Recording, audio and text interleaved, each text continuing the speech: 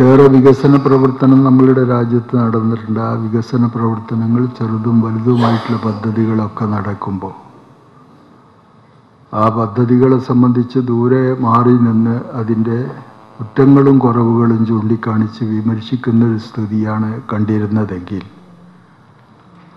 ഇത് ഞങ്ങൾ ആവശ്യപ്പെട്ട പദ്ധതിയാണ്.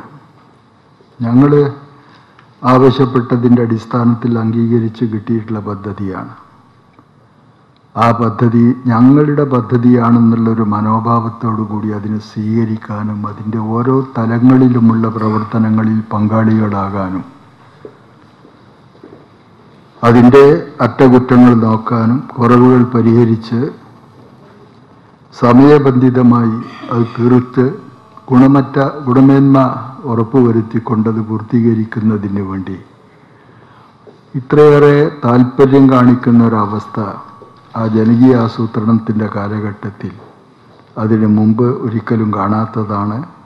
അന്ന് അതൊരു പ്രത്യേക കാഴ്ചയായി. പക്ഷെ ആ സ്ഥിതി ഇപ്പോൾ തുടരുന്നുണ്ടോ?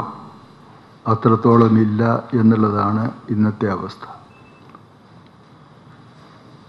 അന്ന് ഗ്രാമസഭകളെല്ലാം വിളിച്ചിട്ടുണ്ടെന്നുണ്ടെങ്കിൽ മിക്കവാറും ആ ഗ്രാമസഭകളിൽ കൂട്ടം കൂട്ടമായി ആളുകൾ വന്നു ചേരുന്ന ഒരു സ്ഥിതി ഉണ്ടായി. ഇപ്പം അത് ചുരുങ്ങി ഏതാണ്ട് വല്ല ആനുകൂല്യങ്ങളും കൈപ്പറ്റാൻ വരുന്ന ആളുകൾ കൂടുന്നൊരു സഭ എന്നുള്ള രീതിയിലേക്ക് അതിൻ്റെ ചോർച്ച സംഭവിച്ചിരിക്കുകയാണ്. അത് വലിയൊരു കുറവായിട്ട് തദ്ദേശ സ്ഥാപനങ്ങളുടെ പ്രവർത്തനത്തിൽ വലിയൊരു പോരായികയായിട്ട് നമ്മൾ കണ്ടിട്ടുണ്ട്. അത് പരിഹരിക്കുന്നതിന് വേണ്ടി ശ്രമിച്ചുകൊണ്ടിരിക്കുകയാണ്. തീർച്ചയായിട്ടും ഇപ്പോൾ ഇവിടെ കേരളത്തിൽ കുടുംബശ്രീ, ഇവിടെ നടക്കുന്ന തദ്ദേശ സ്ഥാപനങ്ങളുടെ നഗരസഭകളായാലും ഗ്രാമപഞ്ചായത്തുകളുടെ പ്രവർത്തനങ്ങളായാലും അതിലെല്ലാം വളരെ സജീവമായി കുടുംബശ്രീയുടെ പങ്കാളിത്തം നമുക്ക് കാണാൻ കഴിയും. അത് ജനങ്ങളുടെ പങ്കാളിത്തം, വികസന രംഗത്ത് ജനങ്ങളുടെ പങ്കാളിത്തം നല്ല രീതിയിൽ ഉറപ്പാക്കണം. ആ ഉറപ്പാക്കുമ്പോൾ ഞങ്ങൾ ഇന്ന കാര്യങ്ങൾ തീരുമാനിച്ചിട്ടുണ്ട് എന്ന രീതിയിൽ അവരെ സമീപിക്കുന്നതിന് പകരം ഓരോ പ്രദേശത്തും നടക്കേണ്ടുന്ന വികസന പ്രവർത്തനങ്ങളെ സംബന്ധിച്ച് അവരുമായി ചർച്ച ചെയ്യാനും അവരുടെ കൂടി അഭിപ്രായം പരിഗണിച്ചുകൊണ്ടുള്ള വികസന പ്രവർത്തനങ്ങൾക്ക് രൂപം നൽകാനും നമുക്ക് സാധിക്കണം. എൻ്റേതാണ് ഈ പദ്ധതി, എനിക്ക് വേണ്ടിയാണ്, അതിന് കോട്ടം വന്നാൽ അതിൻ്റെ നഷ്ടം ഞങ്ങൾക്കാണ്, അത് മെച്ചപ്പെട്ട രീതിയിലാണെന്നുണ്ടെങ്കിൽ അതിൻ്റെ ഗുണഭോക്താക്കൾ ഞങ്ങളാണ് എന്നൊരു ബോധം അവരിൽ സൃഷ്ടിക്കാൻ കഴിയത്തക്കവണ്ണമുള്ള ഒരു ഇടപെടൽ നമുക്കുണ്ടാക്കാൻ കഴിയണം. അത് ആദ്യഘട്ടത്തിൽ വന്നപ്പോൾ അതിൻ്റെ നേട്ടം നമ്മൾ കണ്ടു. ജനങ്ങളുടെ ഭാഗത്തുനിന്ന് അതിനോടുള്ള പ്രതികരണം നമ്മൾ മനസ്സിലാക്കി. അതിപ്പോൾ വേണ്ടതുപോലെയില്ല. അത് കൂടുതൽ ഉറപ്പുവരുത്താൻ ആവശ്യമായിട്ടുള്ള പ്രവർത്തനങ്ങളിലേക്ക് പോകേണ്ടതുണ്ട്. അതിന് സഹായകരമായിരിക്കും, അതിലേക്ക് വെളിച്ചം വീശുന്ന ഒരു പരിപാടിയായിരിക്കും ഇത് എന്നുള്ളതാണ് ഞാൻ മനസ്സിലാക്കുന്നത്. അതിന് സഹായകരമായിട്ടുള്ള നിർദ്ദേശങ്ങൾ അതുമായി ബന്ധപ്പെട്ട് പ്രവർത്തിക്കുന്നവരും അതിനെ മേലെ നിന്ന് നോക്കിക്കാണുന്നവർക്കുമൊക്കെ അതുമായി ബന്ധപ്പെട്ട് കുറേ അഭിപ്രായങ്ങൾ പറയാനുണ്ടായിരിക്കും. അതെല്ലാം വെച്ചുകൊണ്ട് കൂടുതൽ ഇതിനെ സമ്പുഷ്ടമാക്കാൻ, കൂടുതൽ ശക്തമാക്കാൻ വലിയ തോതിൽ ജനങ്ങളുടെ ഇടപെടലും അവരുടെ അവരിതിൽ നിന്ന് വേറിട്ട് നിൽക്കുന്നവരല്ല. കഴിഞ്ഞ കാലത്ത് സംഭവിച്ചത് അതാണ്. കാഴ്ചക്കാരായിട്ട് നിൽക്കുന്നൊരു സ്ഥിതിയായിരുന്നു. ആ കാഴ്ചക്കാരല്ല, അവരുടേതാണ് ഈ പദ്ധതി എന്നുള്ള മട്ടിലേക്ക് ഒരു ഇഴുകിച്ചേർന്ന് മുന്നോട്ട് പോകുന്ന ഒരു അന്തരീക്ഷം സൃഷ്ടിക്കാൻ സഹായകരമായി ഇത് മാറണം. അതിന് ഈ പരിപാടി സഹായകരമായി തീരട്ടെ എന്ന് ആശംസിച്ചുകൊണ്ട് ഇതിൻ്റെ ഔപചാരികമായ ഉദ്ഘാടന കർമ്മം നിർവഹിച്ചുകൊണ്ട് ഞാൻ എൻ്റെ വാക്കുകൾ നിർത്തുന്നു.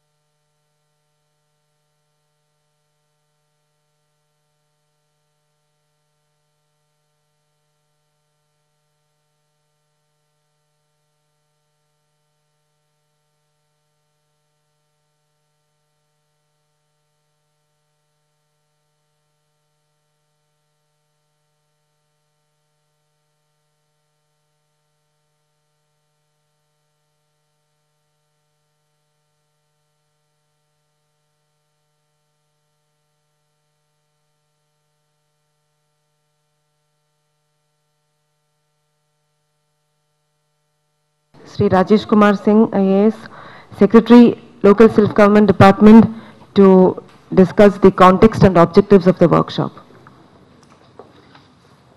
Respected Minister, respected Secretary, Urban Development, Government of India, respected Sri V. Ramachandran, former Chief Secretary, Kerala, respected Principal Secretary, esteemed colleagues, friends. I've been asked to do a specific job of introducing the context and objectives of the workshop, and I'll keep it brief and to the point. This workshop is being organized on the theme of strengthening mechanisms for community participation in urban local government in Kerala. Kerala, as you know, has a long history of social movements and active participation of people in public and political spaces, which have resulted in increased demand for equity in public and civic services, contributing significantly to advance human development indicators in fields like literacy, health and gender ratio, etc. In the context of the 74th Amendment, Kerala has gone further than most other states in developing proven models for community participation through our programs like Vijankiya Sutranam or Campaign for People's Planning, which institutionalized various forms of community participation in planning and budgeting processes in the country.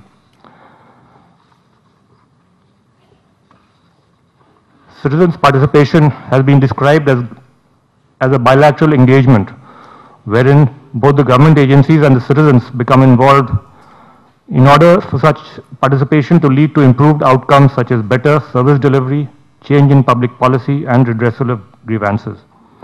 The pattern of such participation has been described as a ladder with different types of engagement that represent different degrees of intensity of such participation. To illustrate, these could start with consultations in order to listen to the citizens' needs and demands, and could evolve into consultative meetings, customer feedback, surveys, and subsequently to a more intensive form of participation through institutionalized mechanisms such as citizens' participation through audit and budget committees, through Gram Sabhas, through social audits, etc. If we take that example, then using that simile, as far as the ladder is concerned, in the national context at least, Kerala seems to be pretty much close to the top of that ladder.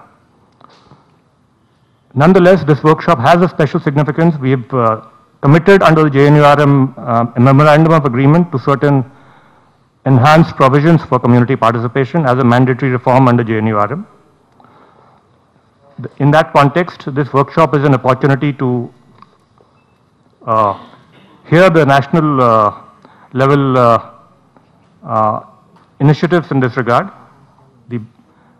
the examples of other states, and how we can further accentuate the process of community participation in this country. ഈ ശില്പശാലയുടെ ഉദ്ദേശങ്ങളെ കുറിച്ച് ഞാൻ മലയാളത്തിൽ സംസാരിക്കാൻ പോകുകയാണ്. ഈ ശില്പശാലയുടെ ഉദ്ദേശങ്ങൾ ചോദിച്ചാൽ ഇതാണ്: നഗർ ദർശനത്തെക്കുറിച്ച്, തന്ത്രങ്ങളെ കുറിച്ച് കേന്ദ്ര നഗർ വികസന വകുപ്പിന്റെ ഉന്നത ഉദ്യോഗസ്ഥരുടെയും ഉപദേശകരുടെയും അഭിപ്രായങ്ങൾ അറിയുന്നതിന് അവസരമുണ്ടാക്കുക, കേരളത്തിൽ പൊതുജന പങ്കാളിത്തം ഉറപ്പാക്കാനുള്ള വ്യവസ്ഥകളെക്കുറിച്ച് സ്ഥാപനങ്ങൾ, സംവിധാനങ്ങൾ, പ്രക്രിയകൾ നയരൂപീകരണം നടത്തുന്നവർ, ഉദ്യോഗസ്ഥർ, ജനപ്രതിനിധികൾ എന്നിവർക്കിടയിൽ ചർച്ച സാധ്യമാക്കുക, കേരളത്തിലെ നഗരഭരണത്തിൽ പൊതുജന പങ്കാളിത്തത്തിനായി നിലവിലുള്ള വ്യവസ്ഥകളുടെ മാതൃകകളുടെയും ശക്തി ദൗർബല്യങ്ങളും ചർച്ച ചെയ്യുക, വിധേയമാക്കുക, മറ്റ് സംസ്ഥാനങ്ങളിലെ നിലവിലുള്ള മാതൃകകളും പൊതുജന പങ്കാളിത്ത നിയമത്തിന്റെ അനന്തര ഫലങ്ങളും പങ്കുവയ്ക്കുക, പൊതുജന പങ്കാളിത്തം നിയമത്തിന്റെ പ്രസക്തിയെക്കുറിച്ചുള്ള നിർദ്ദേശങ്ങൾ, ശുപാർശകൾ രൂപീകരിക്കുക. I hope this workshop enables us to meet some of these objectives in a fitting manner. Thank you. ആരാധനായ തിരുവനന്തപുരം മേയർ ശ്രീ സി ജയൻ ബാബു അവർകളെ അധ്യക്ഷ പ്രസംഗം നടത്തുന്നതിനായി ക്ഷണിച്ചുകൊള്ളുന്നു.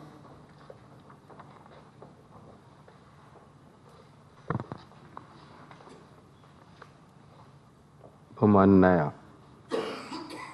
കേന്ദ്ര അർബൻ ഡെവലപ്മെൻറ്റ് മിനിസ്ട്രിയുടെ സെക്രട്ടറി ആയിട്ടുള്ള ഡോക്ടർ എം രാമചന്ദ്രൻ, ബഹുമാനായ മുൻ chief secretary Shri V Ramendran,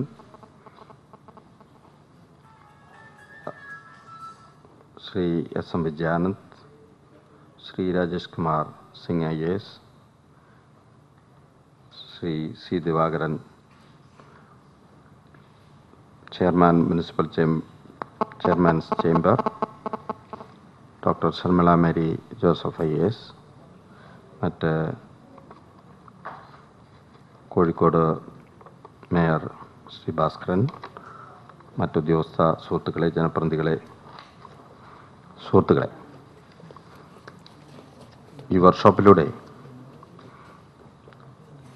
ജനപങ്കാളിത്തം വർദ്ധിപ്പിക്കുന്നതിനെ സംബന്ധിച്ചും അതോടൊപ്പം തന്നെ കേന്ദ്ര ഗവൺമെൻറ് ഒരു നിയമം വഴി ഏരിയ സഭകൾ രൂപീകരിക്കുന്നതിനെ സംബന്ധിച്ചുമൊക്കെ അഭിപ്രായങ്ങൾ സ്വരൂപിക്കുകയാണ് ഇതുകൊണ്ട് ഉദ്ദേശിക്കുന്നതെന്നാണ് ഞാൻ കരുതുന്നത്. 74 ഭരണഘടനാ ഭേദഗതി പ്രകാരമുള്ള നിയമനിർമ്മാണത്തിൽ കേരളം വൻപിച്ച പുരോഗതിയാണ് കൈവരിച്ചത്. ജനപങ്കാളിത്തം കൊണ്ടും അതോടൊപ്പം തന്നെ വികസന കാര്യങ്ങളിലുമെല്ലാം ഒരു വലിയ ചരിത്രം കേരളം സൃഷ്ടിച്ചിട്ടുണ്ട്. ഈ 2 ഘട്ടങ്ങൾ 74 ഭരണഘടനാ ഭേദഗതി വന്നതിന് ശേഷം ഇപ്പോഴും ഇതിനു മുമ്പും 74 ഭരണഘടനാ ഭേദഗതി ജനകീയാസൂത്രണം വരുന്നതിന് മുമ്പും ഞാൻ മേയറായിരുന്നു 2 ഘട്ടത്തിൽ. അപ്പോൾ ആ വ്യത്യാസം ഞാൻ നന്നായിട്ട് മനസ്സിലാക്കുകയാണ്. സംസ്ഥാന പദ്ധതി വിഹിതത്തിന് 30% തദ്ദേശ സ്വയംഭരണ സ്ഥാപനങ്ങൾ ചെലവഴിക്കുമ്പോൾ അതിനാവശ്യമായിട്ടുള്ള ഉദ്യോഗസ്ഥന്മാരുടെയും ജനപ്രതിനിധികളുടെയും